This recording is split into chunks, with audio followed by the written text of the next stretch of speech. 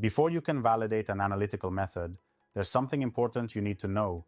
What's the difference between a validation plan and a validation protocol? It's easy to mix them up. They sound similar, and in casual conversation, the terms are sometimes used interchangeably.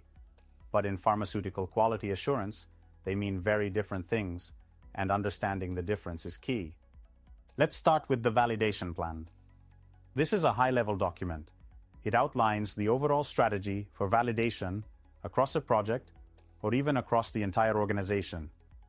It covers all types of validation activities, like equipment qualification, process validation, and method validation. Think of it as the roadmap for how your company approaches validation as a whole.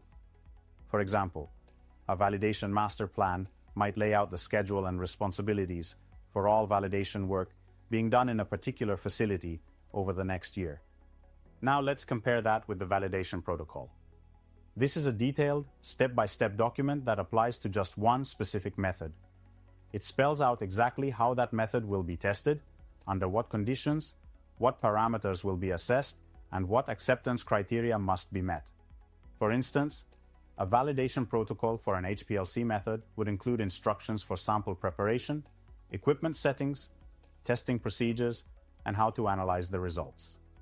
So, to put it simply, the validation plan is broad, whereas the validation protocol is focused.